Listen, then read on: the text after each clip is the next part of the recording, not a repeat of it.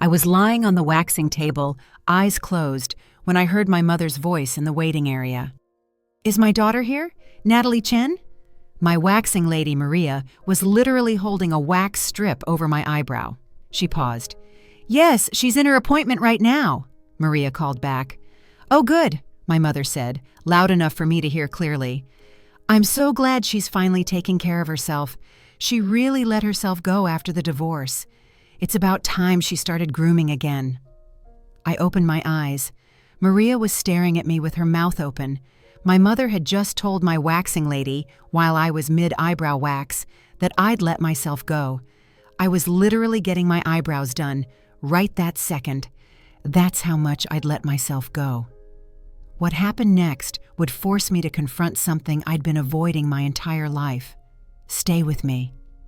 Because this story is about the moment you realize your mother will never see you as good enough, no matter what you do. Before we continue, if you've ever been humiliated by a parent in public, hit that subscribe button right now. Your support means everything to me. And comment below, has a family member ever criticized your appearance while you were actively trying to improve it? Let's talk about it. Now, back to my story. Let me back up and explain how I ended up in this mortifying situation. My name is Natalie Chen. I'm 33 years old. I got divorced 8 months ago from my husband of 6 years, Marcus. The divorce was messy but necessary. Marcus cheated. I filed. We split everything and went our separate ways. I was devastated for about 3 months. I cried a lot. I ate ice cream for dinner. I watched too much Netflix. But then I started healing. I got back to the gym.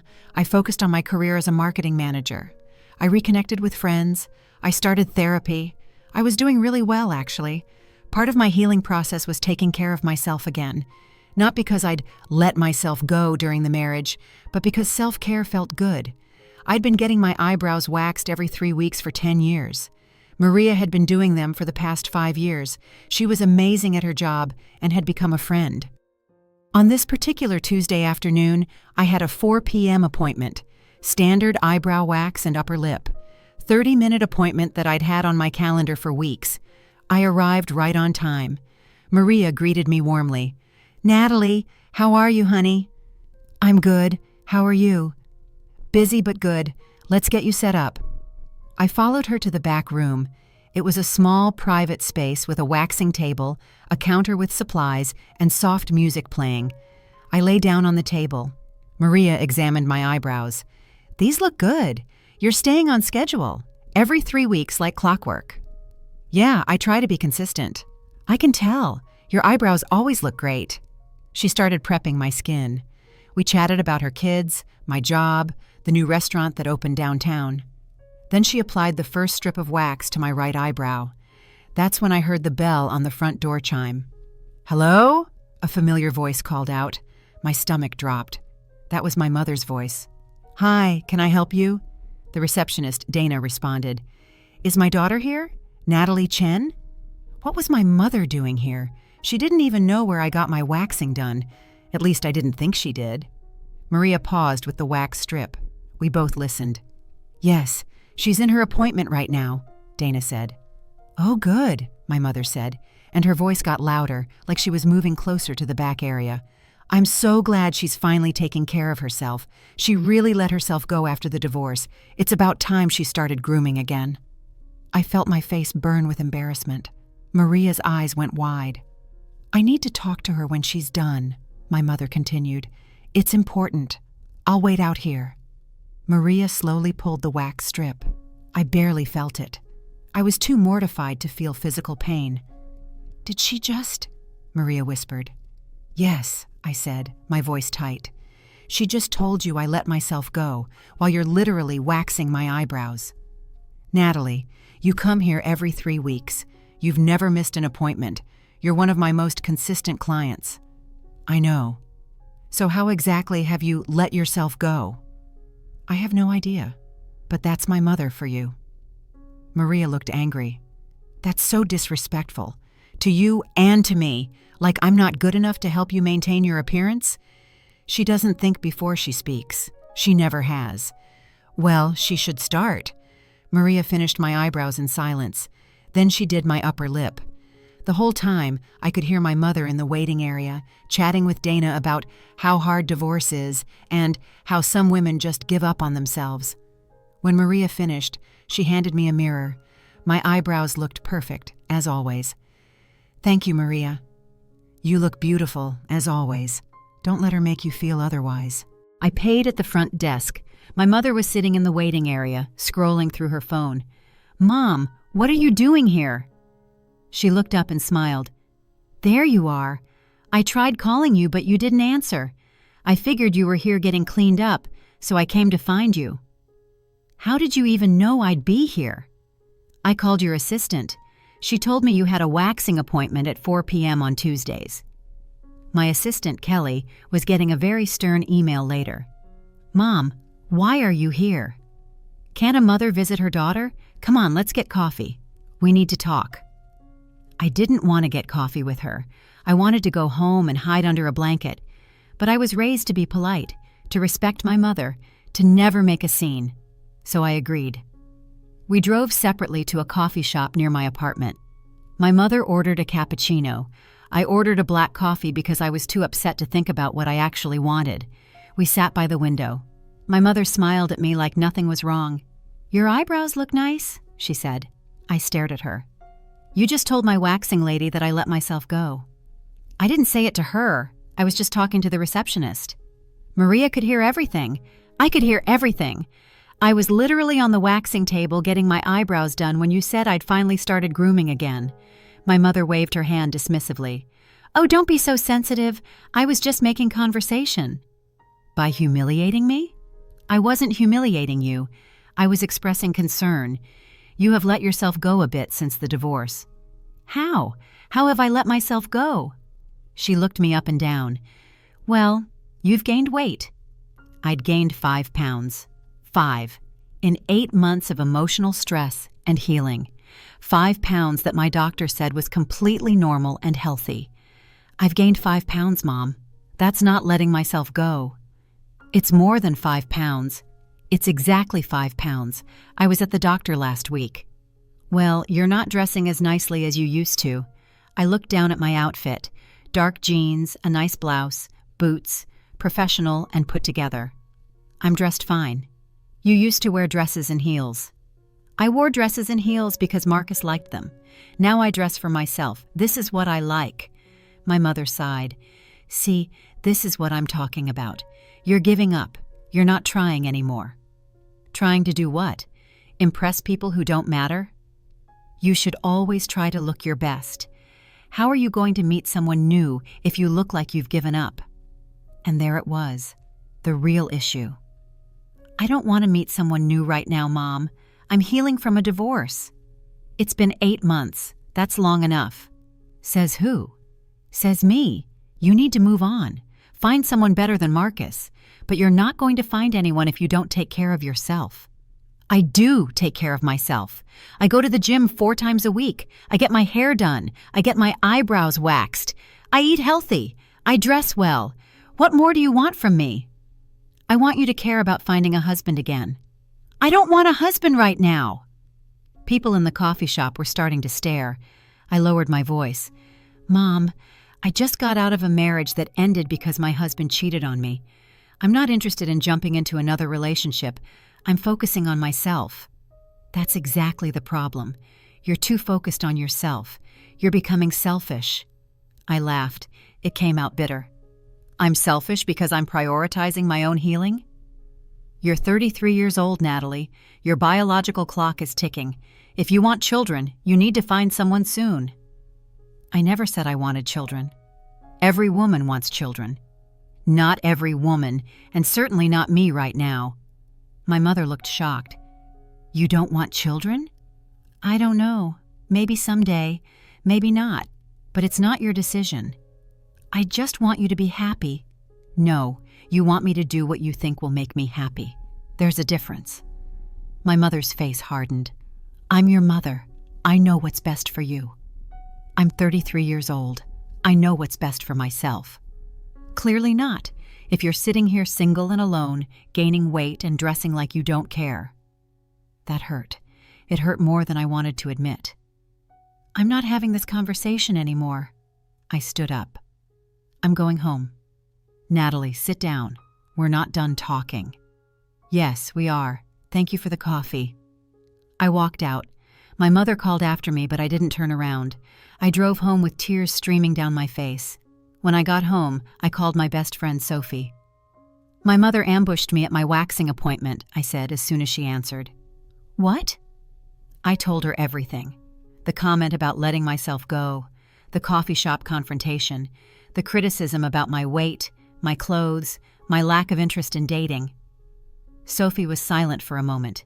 Then she said, Natalie, you know your mother is full of crap, right? I know, but... No buts. You look amazing. You've been healing beautifully from your divorce. You're taking care of yourself. You're going to therapy. You're working out. You're living your life. Your mother's opinion is irrelevant. Then why does it hurt so much? Because she's your mother. Of course it hurts when your mother criticizes you, but that doesn't make her right. I sat on my couch, hugging a pillow. She's always been like this. Nothing I do is ever good enough. Tell me about it. So I did. I told Sophie about years of criticism, years of feeling inadequate. When I was in high school, my mother criticized my grades. I had a 3.8 GPA, but she focused on the classes where I didn't get A's. Why did you get a B in calculus? Are you not studying hard enough? When I got into college, she criticized my choice of major. Marketing? That's so vague. Why not business or accounting, something practical? When I graduated and got my first job, she criticized my salary. $45,000. That's barely livable. You should have negotiated higher. When I got promoted, she criticized my hours. You're working too much. How are you supposed to meet someone if you're always at the office? When I met Marcus, she criticized how we met. Online dating? Really? That's so impersonal. When we got engaged, she criticized the ring. It's so small. Couldn't he afford something bigger? When we got married, she criticized the wedding. Only 80 guests? That's practically eloping. We could barely invite anyone. When Marcus and I bought our first house, she criticized the neighborhood. It's so far from us. How are we supposed to visit? And when Marcus and I got divorced, she criticized me for failing at marriage. You must have done something wrong. Men don't just cheat for no reason. That one hurt the most, because I'd already spent 3 months blaming myself before I realized the truth. Marcus's choices were his own. I didn't make him cheat. He chose to betray our marriage. Your mother is toxic, Sophie said when I finished. She's just critical. Natalie, there's a difference between constructive criticism and constant negativity. Your mother has never once celebrated you. She's always found fault. She thinks she's helping. She thinks she's pushing me to be better. But you are better. You're successful. You're kind. You're resilient. You survived a painful divorce and came out stronger. You don't need her pushing. You need her support. She doesn't know how to support. She only knows how to criticize. Then maybe you need distance from her. I'd been thinking the same thing, but the guilt held me back. She's my mother. I can't just cut her off. Why not? What is she adding to your life besides stress and insecurity? I couldn't answer that. The next week, I brought up the waxing incident in therapy. My therapist, Dr. Patel, listened carefully as I explained what happened. How did that make you feel? She asked when I finished. Humiliated, angry, hurt. And underneath those feelings, I thought about it. Defeated, like no matter what I do, I'll never be good enough for her. Have you ever felt good enough for your mother? No, never.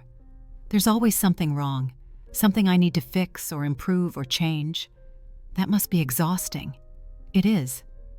Natalie, I want you to consider something. What if your mother's criticism has nothing to do with you? I frowned. What do you mean? What if her need to criticize you is about her own insecurities, her own fears, her own dissatisfaction with her life? I don't understand. Dr. Patel leaned forward. Your mother is 62 years old, right? And she's been married to your father for 35 years? Yes. Tell me about their relationship. I'd never really thought about it before. They're fine, I guess. They don't fight much, but they're not really affectionate either. They kind of just coexist. Does your mother seem happy? I thought about it. My mother always seemed stressed, always worried about something, always focused on what was wrong instead of what was right. No, I don't think she's happy. And when you got divorced, what did that represent to her? That I failed at marriage? Maybe.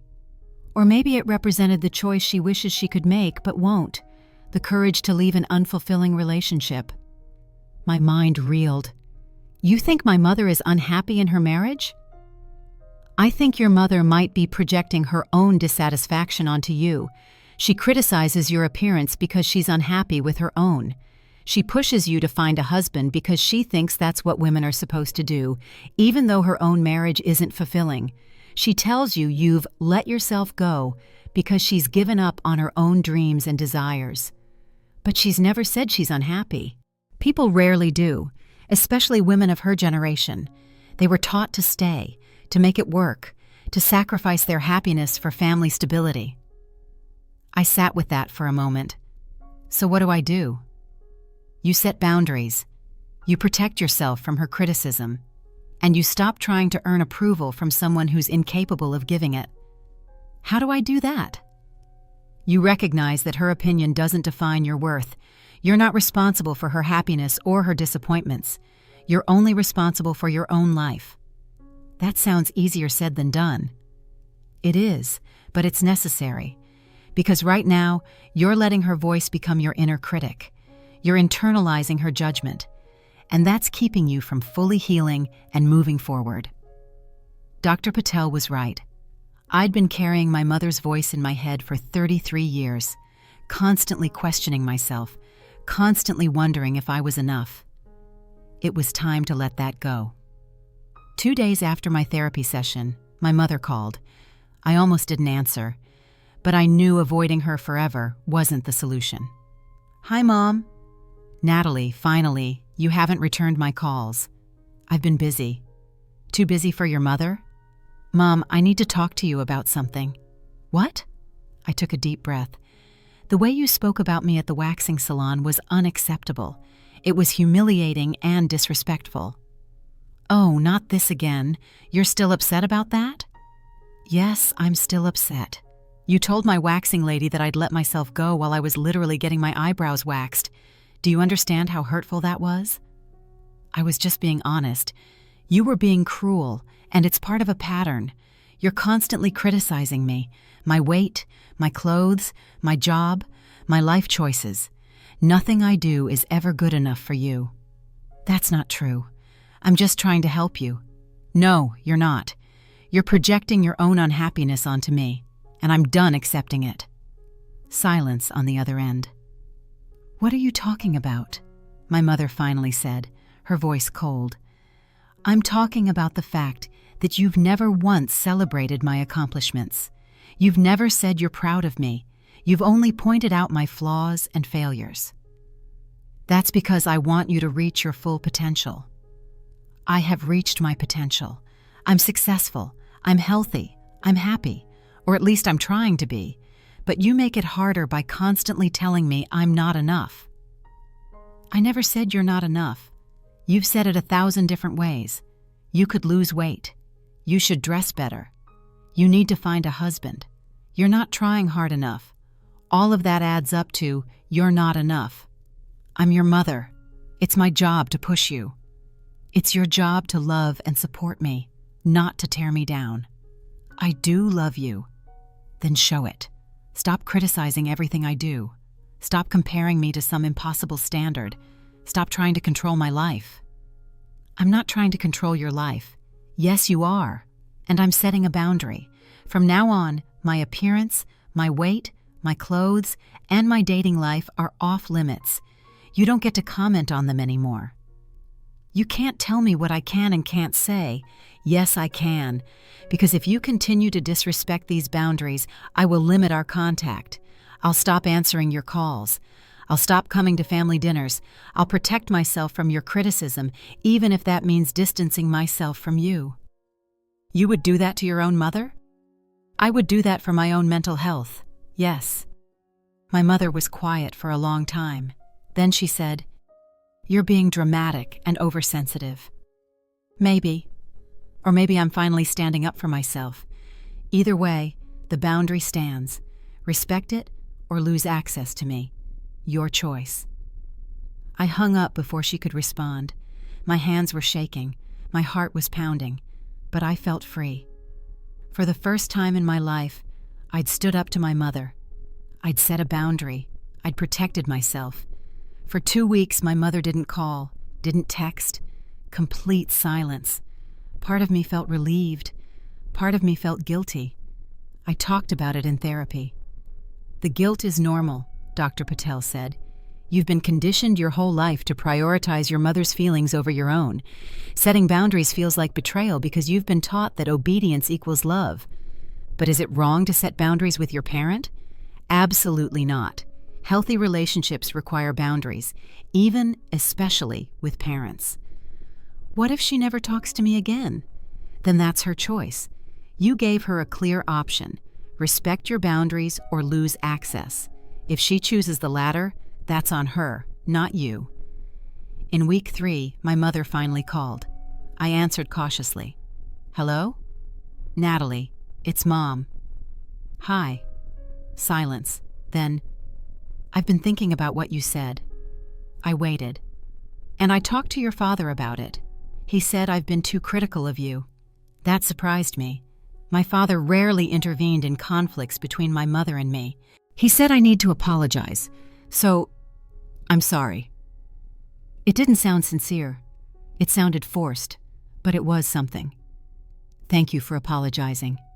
But I want you to understand, I was only trying to help. I want you to be happy. I know you think that, but your version of help feels like criticism to me, and it hurts. I don't mean to hurt you. I know, but impact matters more than intent. Your criticism impacts me negatively, regardless of your intentions. Another long pause. I'll try to be better about that. That's all I'm asking. Just try. And you'll come to Sunday dinner this week? I hesitated. Was I ready to see her in person? Face the rest of the family? I'll come. But Mom, if you criticize my appearance or make any comments about my weight, my clothes, or my dating life, I'm leaving. Immediately. No argument. Fine. I mean it. I said fine, Natalie. Sunday dinner was tense. My mother kept glancing at me like she wanted to say something but was holding back. At one point, she opened her mouth, looked at my outfit, then closed it again. My father caught my eye and gave me a small nod, like he was proud of me. It wasn't perfect, but it was progress. It's been 4 months since the waxing incident. My relationship with my mother is still a work in progress. She slips up sometimes. She'll make a comment about my hair or suggest I try a new diet. But now, I call her out immediately. Mom, that's a comment about my appearance. Boundary. She usually backs off. Sometimes she argues. But I stand firm. I still go to Maria for my eyebrows every 3 weeks. Last time I was there, Maria asked how things were with my mother. Better, I said. Not perfect, but better. Good. You deserve respect, especially from family. Thank you for being so kind that day. It meant a lot. Of course. You're always beautiful, Natalie, with or without perfect eyebrows. I smiled. Thank you. I've learned something important through all of this. Your worth isn't determined by your mother's approval. Your value isn't measured by how well you meet someone else's standards. I'm 33 years old. I'm divorced. I've gained 5 pounds. I wear jeans instead of dresses, and I'm happy, truly happy, for the first time in years. Because I'm living for myself, not for my mother, not for a husband, not for society's expectations, just for me. And that's more than enough. Thank you so much for watching. If this story touched your heart, please subscribe and hit the notification bell so you never miss an update. Your support truly means the world to me. And don't forget to share your thoughts in the comments. I love reading every single one of them. Each comment inspires me to keep creating stories for you. See you next time.